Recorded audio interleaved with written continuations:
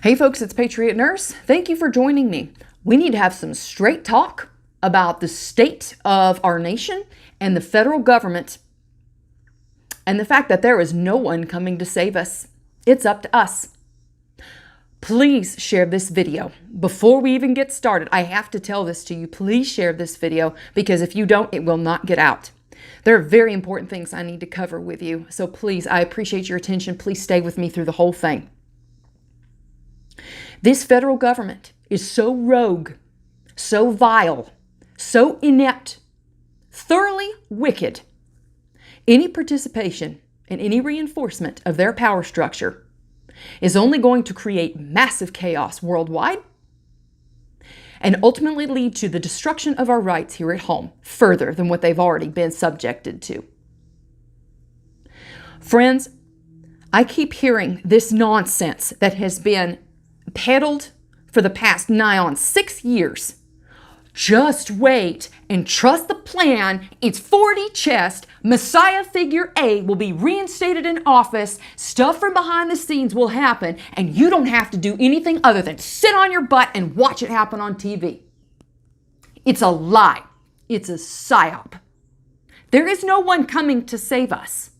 There is nobody working behind the scenes on the federal level to magically put somebody in who's going to safeguard our rights. It is gone.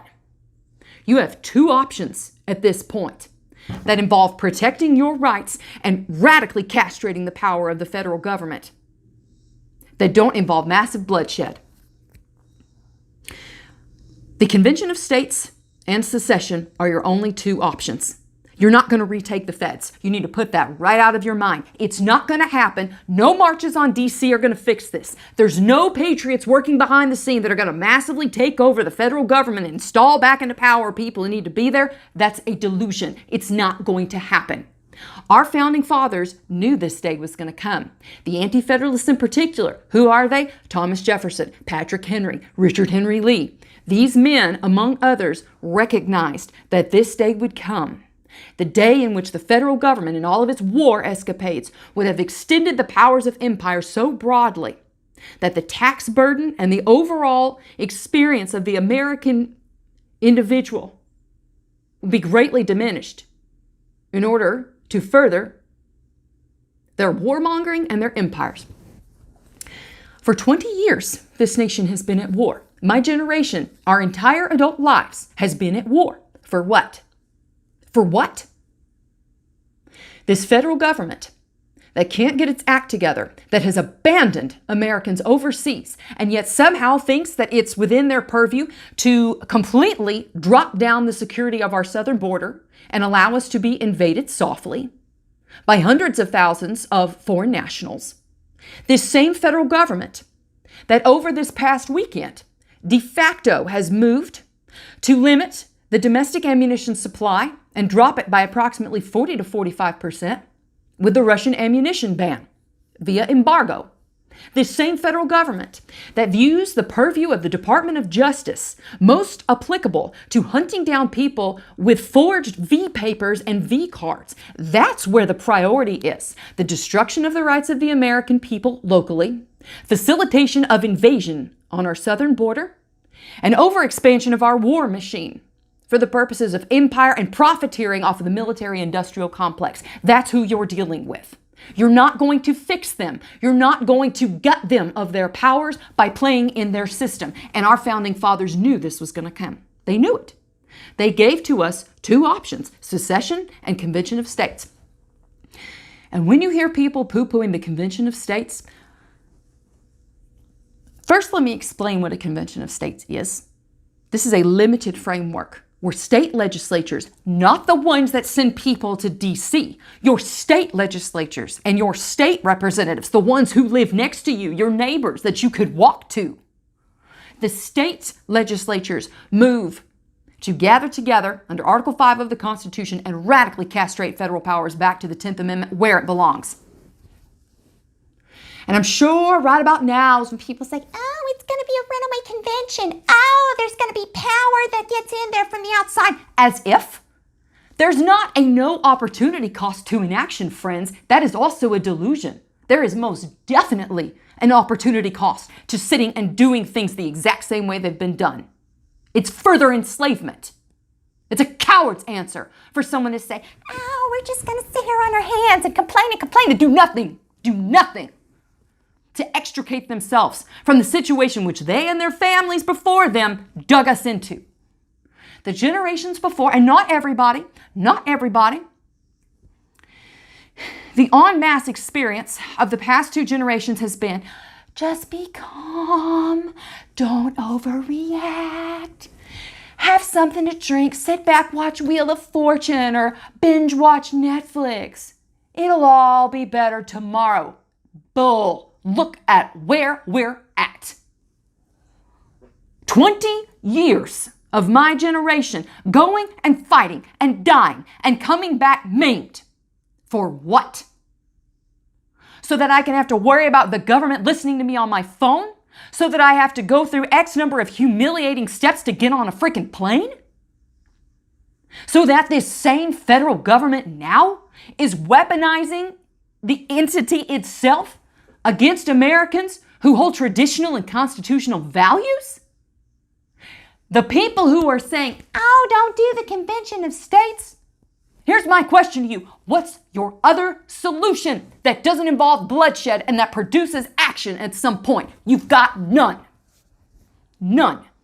It is a child's response and a coward's answer to sit there and say the vehicle which the founders gave us to fix the very situation we're in isn't good enough, and sitting and doing nothing is somehow better and superior than fixing it the way they told us to. Unless you're smarter than the founding fathers, be quiet about it. Quit lying to people. Quit fomenting this Messiah complex idea that someone's going to parachute out in the bottom of the ninth with the bases loaded, full count, and somehow is going to fix everything. Nonsense. A child and a coward would put that option forward. Why is that? Because it asks nothing of you other than to sit and complain.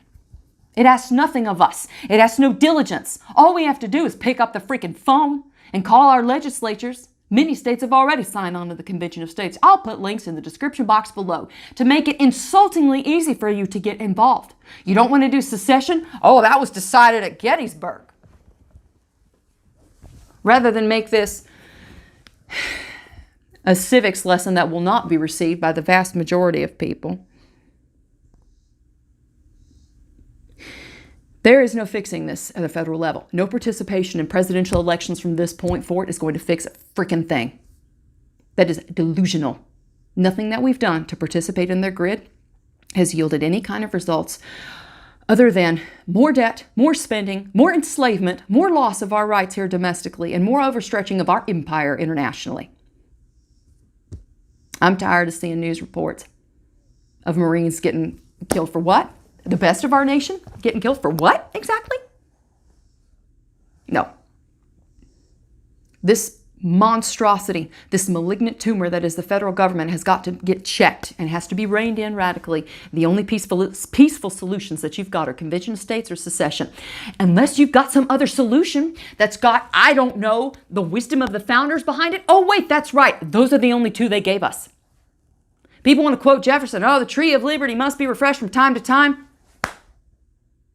No, you're not going to do the refreshing of the tree unless you get off your butt and pick up the freaking phone.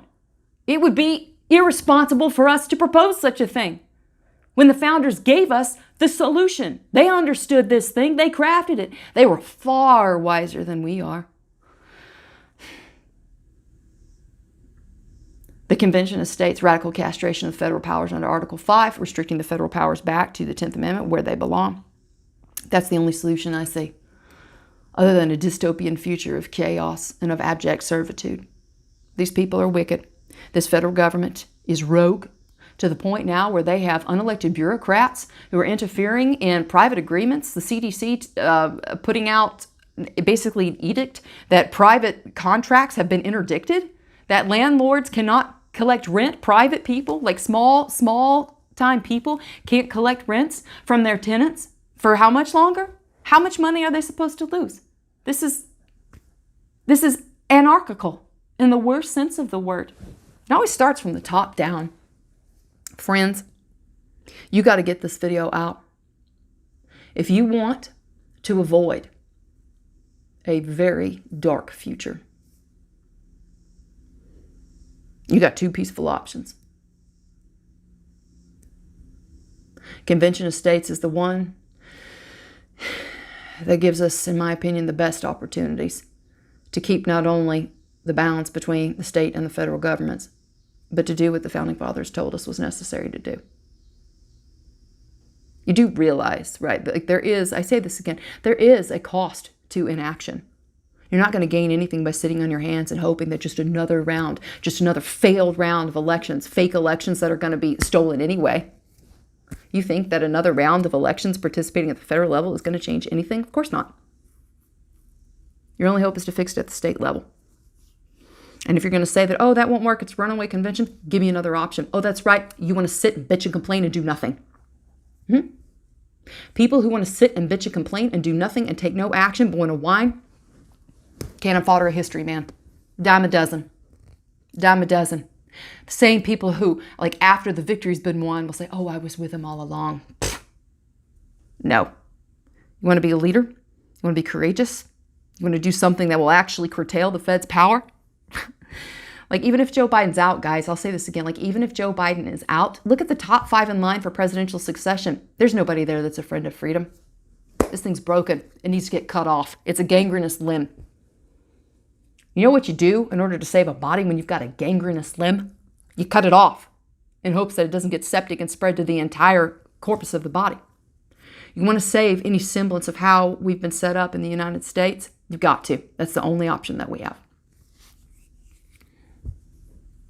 All that to say,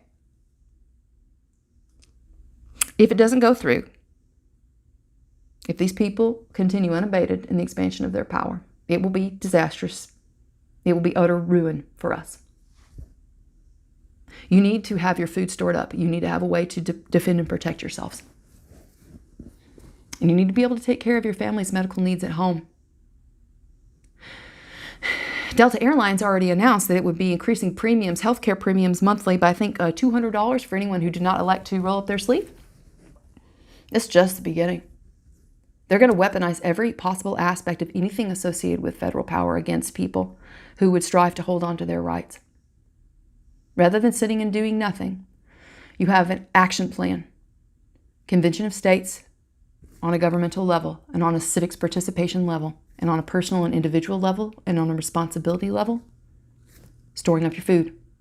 Having cultivation as a capability, if at all possible. Self-defense. Carry your weapon with you everywhere you go. Take care of your family's medical needs at home. If you want to train with me, I got links in the description box below. I offer an online class. I also teach classes in person in my live training events. Friends, the hour is very late.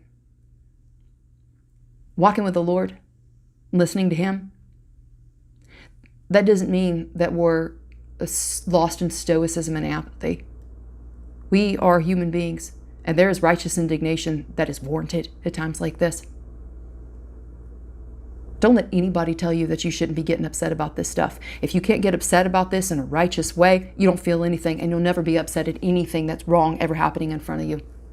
People who tell you, oh, you should sit back and be chill, just relax and don't get upset about things. Oh, in your anger, do not sin. The pretext of that is that you can possibly be angry and not sin because God gave us anger. Anger is an emotion that came to us because God installed it into our software when He created mankind. Anger exists as a vehicle, as a fuel to charge us into action and to keep us going whenever there are things that are wrong happening in front of us. People who tell you to sit back and not get angry about things, those are cowards. Call them what they are. Cowards. They use it as an excuse for apathy. No. There are some things for which it is righteous to be angry about, and use that as a fuel to move forward into your civic responsibility and into your personal preparedness. Friends, please share this video. Please get this word out. I appreciate you very much. I hope it was helpful for you today. For now, it's Patriot Nurse signing off. I'll see y'all later. Bye.